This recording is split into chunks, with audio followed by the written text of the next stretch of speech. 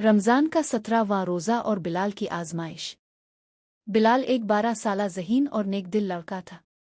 वो हमेशा अपने वालिदैन और दादी जान से दीन की बातें सीखता और कोशिश करता कि अपनी ज़िंदगी को इस्लामी तालीमात के मुताबिक गुजारे। रमज़ान अल मुबारक में वो पूरे शौक़ व महब्बत के साथ रोज़े रखता था और अल्लाह ताला की क़ुर्बत हासिल करने की दुआ करता था। आज रमज़ान का 17वां रोज़ा था। गर्मी शदीद थी, सूरज आग बरसा रहा था, लेकिन बिलाल ने सहरी में खूब पानी पिया और रोज़ा रखने की नियत की। इसकी वालिदा मुस्करा कर बोले, बेटा, रोज़ा सब्र और अल्लाह के करीब होने का बेहतरीन ज़रिया है। अगर तुम्हें कभी भूख या प्यास लगे तो याद रखना कि रोज़े का अजर अल्लाह के यहाँ कितना अजीम है।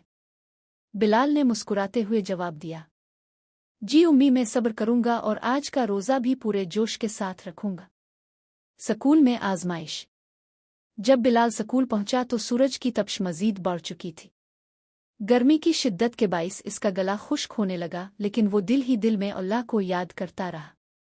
उसके कुछ दोस्त रोज़े से नहीं थे। वक्फे में वो ठंडे मशरूबात और चिप्स खा रहे थे। एक दोस्त ने बिलाल से कहा, बिलाल, इतनी गर्मी में रोज़ा रखना मुश्किल है, तुम भी थोड़ा सा पानी पी लो, कोई नहीं देखेगा।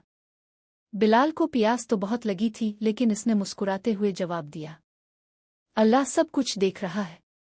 अगर मैंने रोज़ा रख कर अल्लाह से वदा किया है तो मैं इसे तोड़ नहीं सकता। ये तो मेरी आजमाइश है और मैं अपने रब के सामने कामयाब होना चाहता हूँ।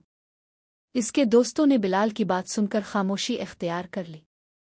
एक दोस्त जो पहले रोज़ा नहीं रख रहा था, बिलाल की बात सुनकर शर्मिंदा हुआ और बोला, बिलाल, तुम्हारी बात सुनकर मुझे भी एहसास हुआ कि रोज़ा हमें सब्र और अल्लाह से मोहब्बत सिखाता है।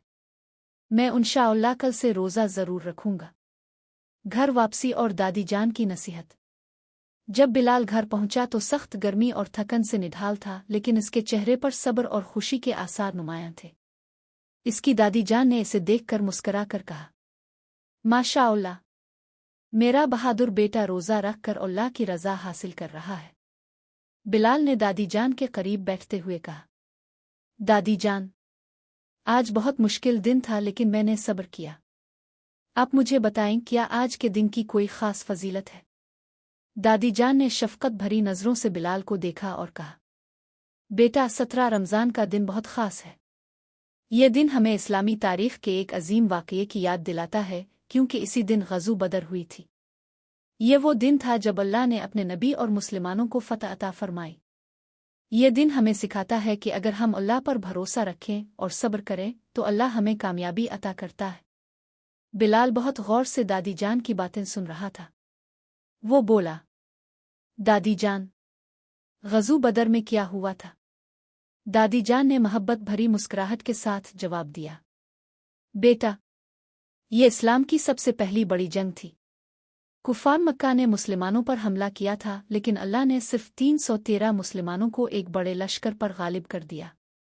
ये जंग हमें सिखाती है कि अल्लाह के दीन पर चलने के लिए सब्र और ईमान ज़रूरी है।